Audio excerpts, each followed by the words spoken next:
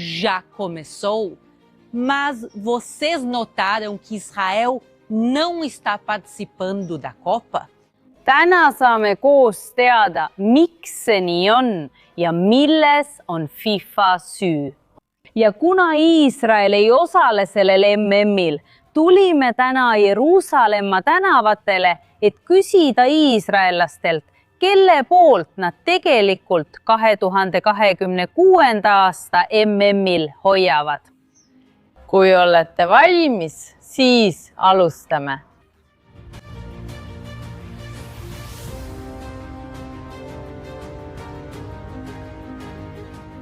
Et mõista, miks Iisrael ei ole maailmameistrivõistlustel, peame kõigepealt vaatama maailmakaarti. Nagu näete, asub Iisrael Aasias, kuid koos teiste naabritega, kes ei ole meie suhtes eriti sõbralikud, nagu Afganistan, Pakistan, Süüria, Iraan ja mitmed teised. Ja loomulikult, kuna Iisrael asub Aasias, mängis Iisrael koos teistega Aasia jalgpalliliidu koosseisus. Ja mitte ainult ei osalenud Iisrael, vaid Iisraelil läks ka hästi. Muide, Iisrael võitis Aasia karika 1964 aastal. Ja mitte ainult see, eelmistel turniiridel 1956 ja 1960 aastal oli Iisrael teiseks tulnud. Ja järgmisel aastal, 1968 aastal, sai Iisrael kolmanda koha. 1970 aastal saavutas Iisrael nii väikese riigi kohta tohutu saavutuse. 1970. Iisrael aastal kvalifitseerus Iisrael maailmameistrivõistlustele. Aga kogu see Iisraeli jalgpalli edu hakkas häirima neid riike, kes ei tunnista Iisraeli olemasolu. Need riigid peamiselt Aasiast, kes võitlevad Iisraeli hävitamise nimel, mõned neist isegi tänapäevani. Ja seetõttu järgmisel Aasia karikal 1972 aastal ähvardati Iisraeli meeskonda ning nad olid sunnitud turniirist loobuma. Kujutage ette, 1972 aastal algas turniir ja Iisrael oli seal koos kõigi mängijatega. Aga meeskond pidi lahkuma võõrustaja riigist. Pidi lahkuma ja tagasi Iisraeli minema. See oli samuti surve tõttu, aga ka füüsilise ähvarduse tõttu meeskonna vastu. Ja pärast seda olukord ainult halvenes edasi. Iisrael, mis tol ajal oli väga noor riik, tähendab Iisrael kaotas oma iseseisvuse, me räägime siin umbes 2000 aasta tagusest ajast, ja suutis oma iseseisvuse taastada alles 1948 aastal. Iisrael, kelle iseseisvus oli siis alla 30 aasta vana, saavutas jalgpallis nii võite kui ka negatiivseid tulemusi. Ja seetõttu Kuveit, mis on väike Araabia moslemiriik Aasias, sepistab plaani Iisraeli vastu. Ja 1974 aastal korraldavad nad hääletuse, et Iisrael Aasia jalgpalliliidust välja heita. Ja siis kogunevad kõik riigid kokku ja mis oli tulemus? 17 riiki hääletasid väljaarvamise poolt, 13 vastu ja 6 jäid erapooletuks. Ja selle tulemusega visati Iisrael ametlikult välja Aasia jalgpalliliidust. Vaadake seda absurdsust. Ma seisan sõna otseses mõttes Aasias. Iisrael ei ole mitte ühelgi hetkel Aasia mandrilt lahkunud. Kuid Iisraelil keelati alates 1974. aastast Aasias jalgpalli mängida ja mis kõige tähtsam, osaleda maailmameistrivõistluste valikmängudes Aasia tsoonis. Ja tegelik küsimus on, kuidas saab Iisrael osaleda maailmameistrivõistlustel, kui ta ei saa osaleda valikmängudes? Ja just siin, sel hetkel, Juba 1974 aastal oleks pidanud sekkuma rahvusvaheline jalgpalliorganisatsioon, kes korraldab ja kontrollib ka maailmameistrivõistlusi, nimelt FIFA. Ja mida FIFA tegi, nähes, et poliitiline hääletus sekkub jalgpalli? Mida nad tegid? Ja vastus on absoluutselt mitte midagi. FIFA lihtsalt nägi, kuidas poliitika sekkus, pesi käed puhtaks ega sekkunud. Mis siis juhtus Iisraeli rahvuskoondisega? Iisrael hakkas siis mängima Okeaania piirkonnas. Hiljem liikus Iisrael Euroopa liigasse ja mängis isegi mõned mängud Lõuna-Ameerika liigas, CONMEBOLis. Ja lõpuks 1994 aastal 20 aastat pärast väljaviskamist võeti Iisrael lõpuks vastu UEFA liikmeks, mis on Euroopa jalgpalliliitude liit.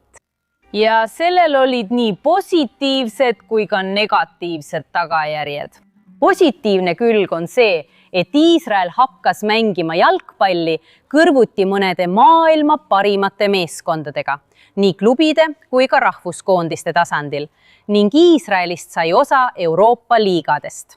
Ja see aitas kogu Iisraeli jalgpalli tasemel tõusta ja paraneda. Aga negatiivne külg on see, et see muutis Iisraeli kvalifitseerumise maailmameistrivõistlustele peaaegu võimatuks. Selle asemel, et mängida selliste riikidega nagu Afganistan, Iraan ja teised meeskonnad, kes ei ole nii tugevad nagu Brasiilia või Euroopa, nüüd peab Iisrael võistlema Belgia, Saksamaa, Prantsusmaa ja mõnede maailma parimate meeskondadega. Ja seetõttu, alates sellest ajast, kui Iisrael liikus Aasia liigast Euroopa liigasse, pole Iisrael enam kunagi suutnud end maailmameistrivõistlustele kvalifitseerida. Just nimelt sellepärast, et FIFA lubab poliitikal sekkuda rahvusvahelisse jalgpalli.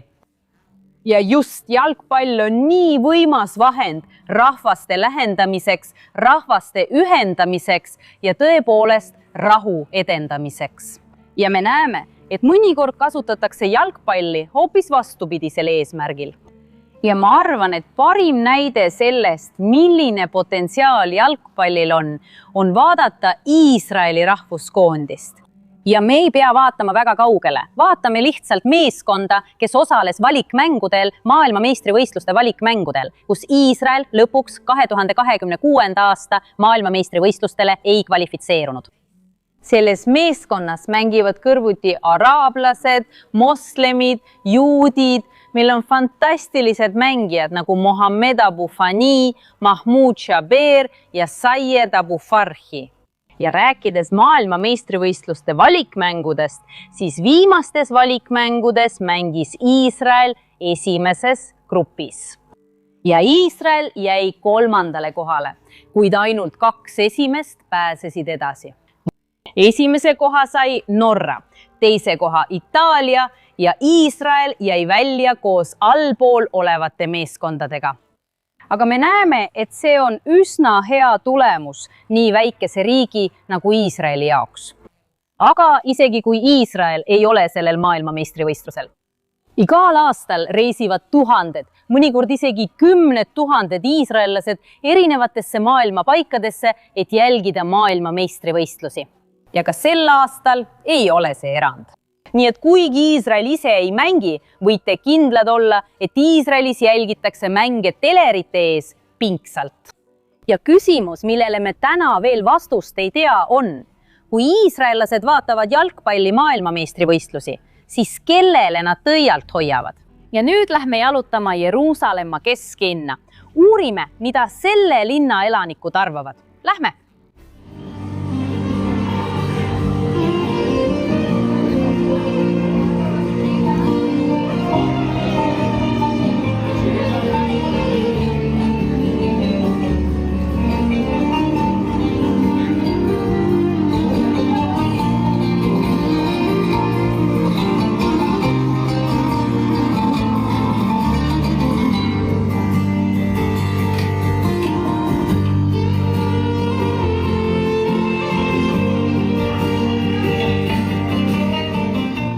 oleme jõudnud Jeruusalemma kesklinna.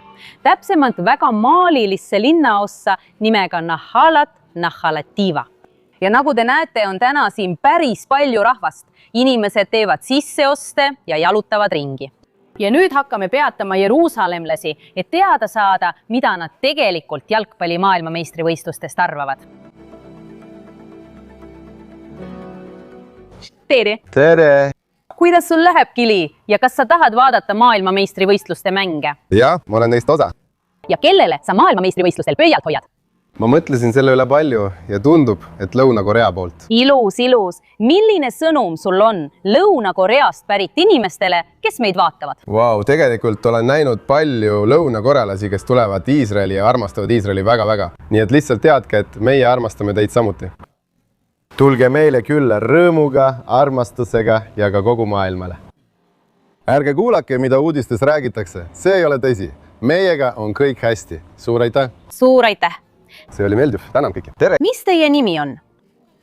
Marfela. Ja kas sa tahad vaadata maailmameistrivõistluste mänge? Eriti Argentiina, kõiki. Siis ma ei tea, kas ma näen teid maailmameistrivõistlustel. Loomulikult. Ma tõesti soovin, et Messi võidaks veel korra, sest minu arvates saab see olema tema viimane maailmameistrivõistlus. Ja keda sina maailmameistrivõistlustel toetad? Prantsusmaa poolt. Ja kas sa arvad, et Prantsusmaal on tõesti võimalus võita? Ole ettevaatsik.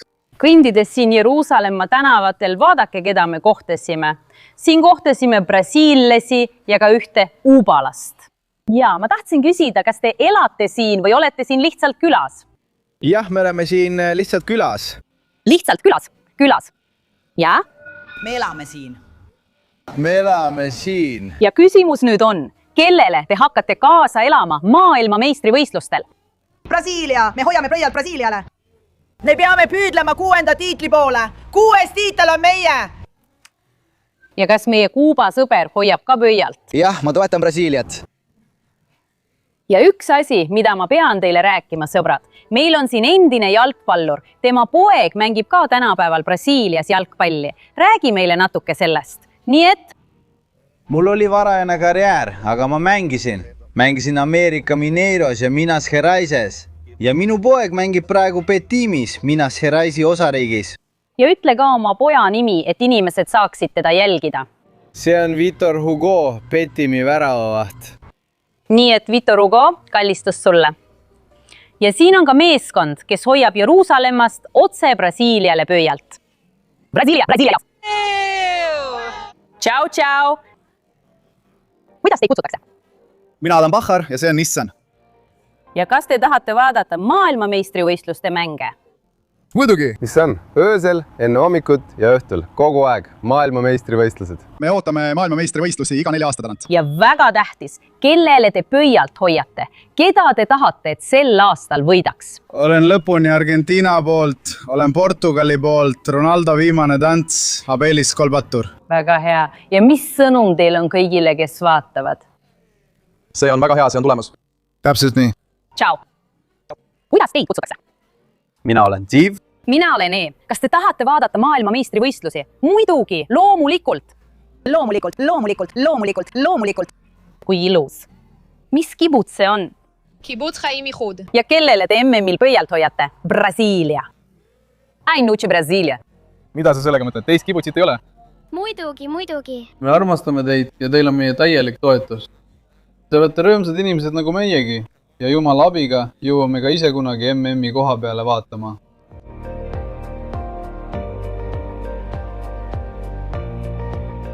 Mis su nimi on? Abraham, Ibrahim. Kas sa tahad vaadata maailmameistrivõistluste mänge? Kindlasti. Ma võtsin selleks töölt vabaks. Tõesti. באמת? Iga maailmameistrivõistluste ajal aitan ma töötaja. Ja sina iga kuu? Iga päev 3 mängu. Vau! Ja küsimus on, kelle poolt sa oled? Maailmameistrivõistlused on Ronaldo viimane hooaeg, nii et ma lähen Portugali poolt. Kelle jaoks sa armastad maailmameistrivõistlusi? Mexico. Lähme Mexico, lähme! Mina ja Argentiina, olen noor, mul on olnud Argentiina sõpru. Ja mis sõnum sul on kõigile, kes meid vaatavad? Ainulaadne ühtsus. ainulaadne ühtsus ja nautige jalgpalli, te lõbustate end kindlasti. Shalom. Shalom. Leidsime Jeruusalemma kesklinnas veel brasiillasi. Kõigepealt tahaksin küsida, mis teie nimed on? Luzille, minu nimi on Bela. Te ei näinud seda, sest me ei filminud sel hetkel. Ma nägin Brasiilia särki ja jooksin kohe vaatama. Ja vaadake, siin ongi brasiillased. Ja ma tahan teada, kelle poolt te hoiate maailma meistrivõistlustel? Loomulikult Brasiilia poolt. Särk ütleb juba kõik ära. Ei tõesti Brasiilia poolt. Pole teist meeskonda, kellele kaasa elada. Ei ole. Ma arvan, et MM võib olla siin Iisraelis suur sündmus ja tõesti, inimesed siin elavad tõeliselt Brasiiliale kaasa. Jah, inimesed on väga elevil. Nad on ülimalt põnevil. Siin on vaidlus, kas toetada Portugali või Brasiiliat. Siis sa ei teagi. On ka Argentiina, aga ma arvan, et kõik läheb hästi. Ei, on ka mõned töökaaslased, kes ütlevad kogu aeg. Ei, Brasiilia võidab kindlasti. Nii et siin sõbrad otse Jeruusalemmast. Nagu näete, on Brasiilial palju toetajaid. Ja kas teil on mõni sõnum kõigile brasiillastele, kes meid vaatavad? Jah, ma tõesti loodan, et Brasiilia võidab. Brasiilia võidab ja 6. tiitel tuleb, sõbrad. Just nii, lootus sureb viimasena. Teeri? Tere! Nii, kuidas teid kutsutakse? Meie oleme Bruckneri perekond, see on Eitan ja mina olen Tuvia. Ja kelle poolt te tahate maailma meistrivõistlustel olla? Argentiina või Šveitsi poolt? Šveits. Šveitsi poolt me tahame, et Šveits võidaks. Te võite üllatada, see võib juhtuda. Ma ütleksin, et Šveits ja Argentiina jõuavad finaali ning Šveits võidab, aga mina olen Argentiina poolt. Keda sa tahad, et võidaks? Rolando ja...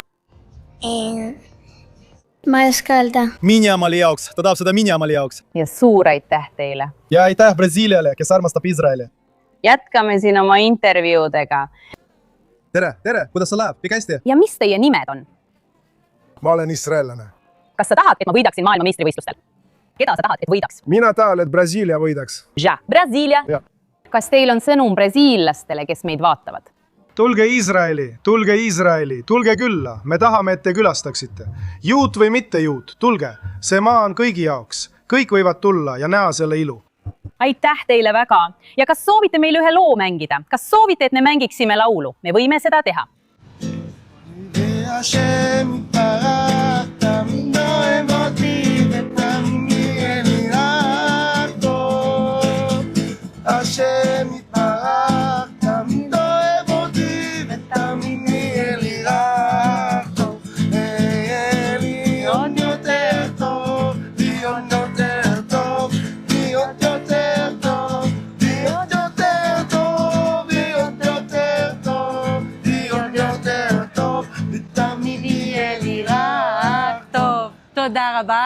Ja isegi kontsert anti.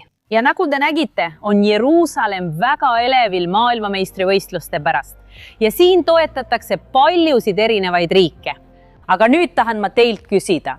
Kirjutage siia kommentaaridesse, kes teie arvates võidab maailmameistrivõistlused. Jagage siin oma arvamust. Ja ma loodan, et teile meeldis see video. Ole täna nii palju kui võimalik erinev. Ja kohtume järgmisel nädalal.